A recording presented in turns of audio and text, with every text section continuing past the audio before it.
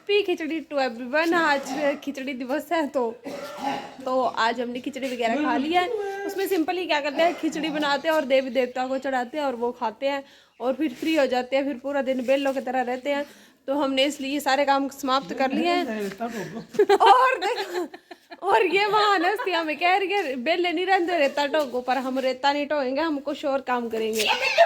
तो देखो शिवानी ने इसे भी पकड़ लिया है। ये भी एक बेला बंदा है हमारे घर का, जिसके पापा जी ने हाथ दांत तोड़ दिए और इसकी टांगे कैसे कांप रही हैं। जब बोल रहे हैं मुझे कैसे उठा लिया भागते भागते। ये बात ठंडी लग रही है, खाने को ठंडी लग रही है।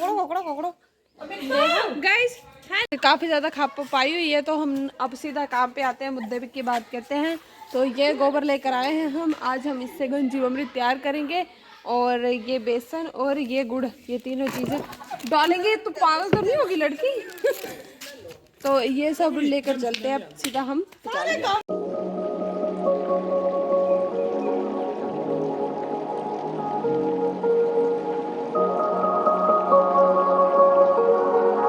हमने खिचड़ी वगैरह जो भी प्रोग्राम होता है, आज सेकंड डे है लोहड़ी का, तो उसके बाद हम फ्री हो गए सारे काम करके। तो हमने सोचा कि आज हम खाद भी बना लेते हैं। काफ़ी टाइम हो चुका है, लोगों को ट्रेनिंग देते देते खुद का काम भूल जाती हूँ मैं, इसलिए आज मैंने सोचा उसे भी री कंटिन्यू कर लेते हैं। तो आज मैं वही करने वाली हूँ, गंजी अमृत बनाने की तैयारी कर रही हूँ मैं।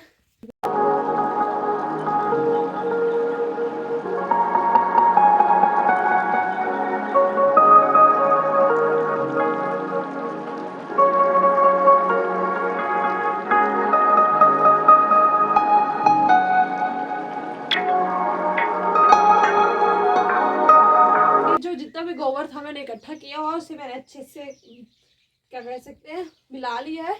और अब हम इसमें डालेंगे बिना केमिकल की मिट्टी, जो कि है ये डाल लेंगे हम एक मुट्ठी। अच्छे से मिक्सअप होनी चाहिए पूरे इसमें, तो इसलिए मैंने इसे अच्छे से खिलार लिया है। और इसे हम अच्छे से कूट लेंगे ताकि ये भी अच्छे से मिक्सअप हो जाए। मतलब हमने सारी चीज़ों को अच्छे से मिक्सअप करना होता है गोबर में, तो इसलिए इसे भी अच्छे से कूट कर ही लेंगे हम। तो ये जो हमारा गुड़ है इसे अच्छे से मैंने वो कर लिया है, मैश कर दिया। और अब इसे भी अच्छे से इसी तरह से मिला देंगे पूरे गोबर में। इसे भी अच्छे से मिला देंगे पूरे गोबर में। इनकी गुठलियाँ बची हैं ऐसे।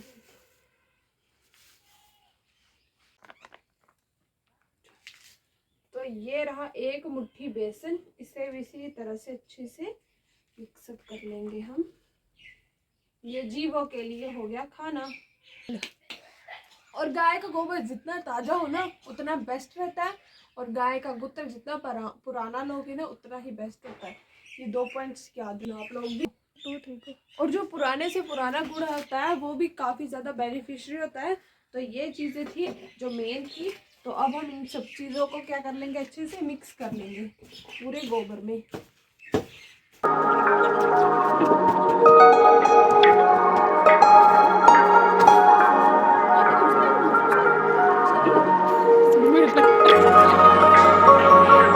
और गोबर से हाथ ये मतलब इस तरह से करना कोई बुरी बात नहीं है। आपको पता है जब किसी का जन्म होता है ना तो तब भी गोबर लेपते हैं, और जब किसी का मरण होता है ना हमारे यहाँ पे तब भी गोबर को अच्छे से लेपते हैं। तो इसे पुराणों में काफ़ी ज़्यादा शुद्ध माना गया है, और गुत्र को भी। तो इससे हमें घबराना नहीं है, अच्छे से काम करना है, और इससे हमें कोई हानि नहीं होती, उल्टे लाभ ही होते हैं। तो इन चीज़ों से आपको कोई डरना घबराना कुछ नहीं करना, ठीक है। इसे आप अच्छे से हाथ लगा सकते हो और काम भी कर सकते हो। मैं तो हमेशा हाथों से ही प्रेफर करती हूँ काम करना गोबर के साथ। ये जो गंजीव अमृत है ये हमने काफ़ी टाइम से रखा हुआ अमृत है, ये हमने काफ़ी टाइम से सुखाया हुआ था। तो ये भी हमारा इसी तरह से बनके रेडी हो जाएगा। फिर हम इसे इस तरह से भुरभुरा कर लेते हैं, फिर हम डालेंगे अपने खेतों में।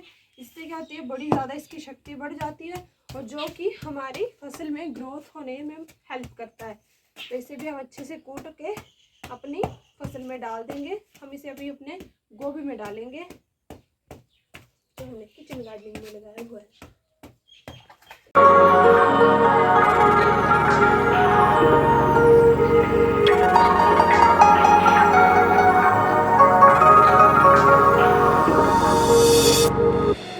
तो ये जो अभी हमने गंजी अमृत तैयार किया है, अब हम इसे भी सूखने के लिए यहाँ पे डालेंगे। तो इसे भी अच्छे से बड़ी सी तरपाल पे डालना है, क्योंकि सूखने में टाइम लेता ही है, 3-4 दिन। अभी सर्दियाँ हैं तो 5-6 दिन तो ले ही लेगा। जब ये सूख जाएगा मतलब तब ये तैयार हो गया है, तो इसलिए हम इसे अच्छे से इस तरह से कर देंगे, दूर दूर ही डालेंगे। अगर आपने उपले बनाए तो उससे क्या होगा कि फिर आपको वो फूटना पड़ेगा। तो मेरा आइडिया से ये वाला आइडिया बेस्ट है। इससे अच्छे से इसे बिखार के इस तरह से बिखर बिखर के डाल देना है इसे।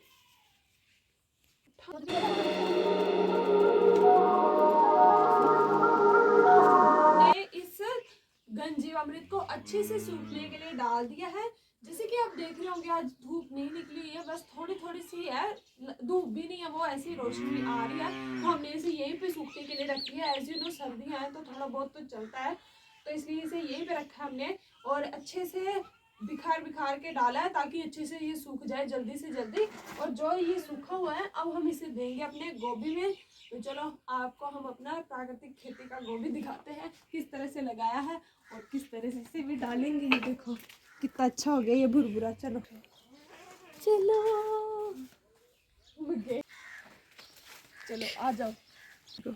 तो ये है हमारा प्राकृतिक खेती का गोभी जो हमने पूरे प्राकृतिक तरीके से लगाया हुआ है। ये हमने लाइन लगाई हुई है एक, पहले हमने गोभी लगाया, फिर हमने मूली मटर लगाया, फिर हमने लगाया फिर से गोभी, फिर मूली मटर, फिर गोभी, फिर मूली मटर, इस तरह से।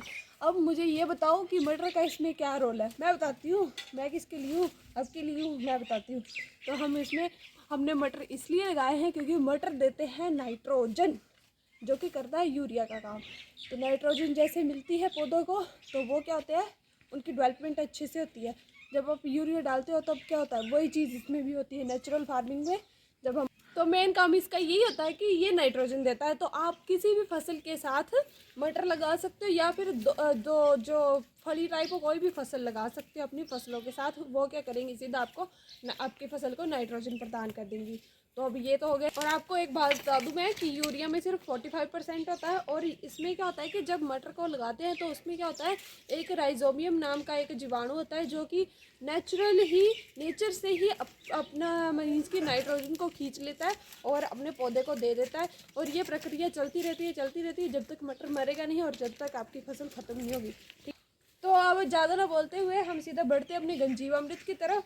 तो ये हो गया जो गंजीवामृत तैयार, हम इसे देंगे अपने इसमें गोभी में। नहीं हो गया।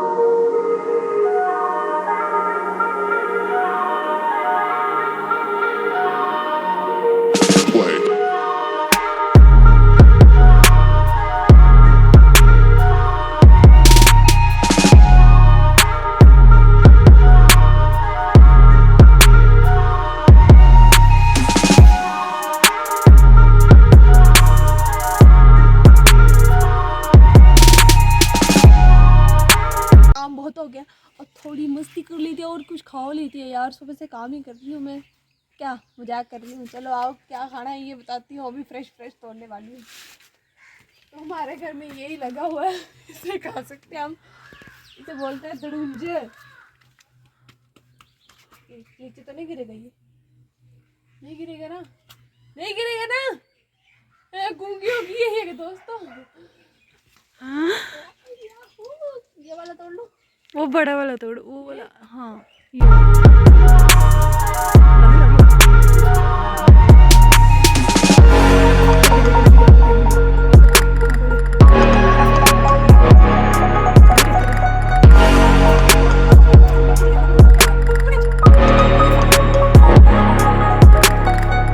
कंप्लीट कर लेते हैं। स्वाद लगाने तो पूरे लगाने हैं, ठीक है। तो मैं हूँ जा रही है बीन चुगना, चिगड़े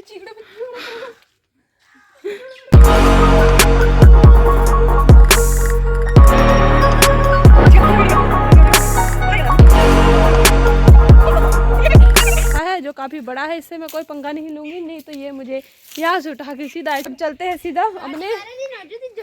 मैं इसको उठा यार, दूसरे को दो डूंज लेके चलते हैं। यहाँ से जाऊंगी लेकिन ठीक है, यहाँ से जाओ आप, वहाँ से जाओ, इसे सीधा घर पहुँचा देना। चलते हैं अपने दुडुंज को पीते हैं और खाते हैं और मस्ती करते हैं। और आप सबको एक खुशखबरी बताऊँ मैं कि जैसे ही मैंने ये तोड़ा तो धूप भी निकल आई और मुझे काफ़ी ज़्यादा खुशी हो रही है, काफ़ी ज़्यादा धूप निकल आई, ये देखो मज़ा आ गया।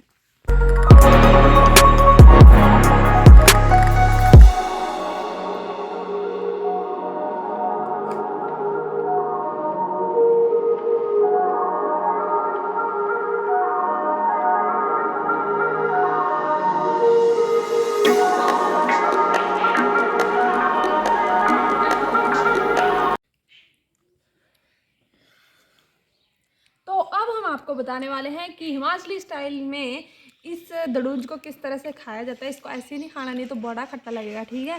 तो इसके लिए ये चीज़ है, ये हमने डाला हुआ है धनिया, हरा धनिया, हरी मिर्च, नमक, चीनी और क्या डाला, बस इन सब चीज़ों को अच्छे से डाल के फिर कूटते हैं। इसे बोलते हैं हम कुंडा, इसे बोलते हैं हम डंडा।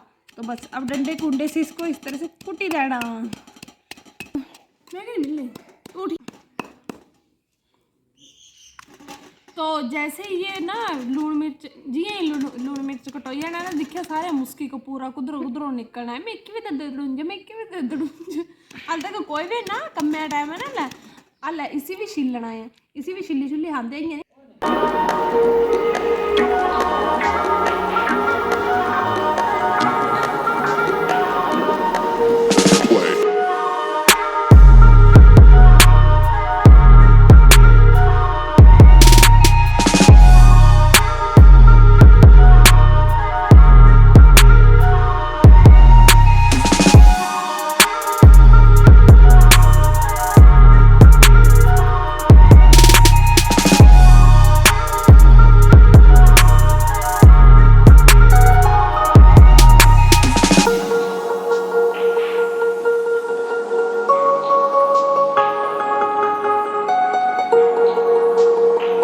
मैंने आप सबको कहा था कि जैसे दड़ूंज बन जाएगा तो तरह तरह के प्राणी तरह तरह की जगह से निकल के आएंगे। तो पहले तो मेरे पापा जी आ गए, फिर मेरे ताया जी आ गए, फिर मेरे चाचा जी भी आ गए, सारे आ गए और इकट्ठे होके बैठ गए। और ये शिवानी ने ऐसा तोकड़ बना दिया इसका पूरा, ओ हो।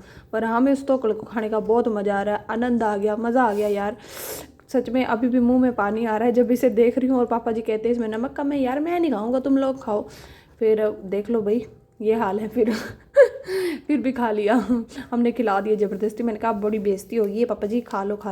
तो चलो भाई, आज का व्लॉग आपको कैसा लगा मुझे ज़रूर बताएं। Bye bye.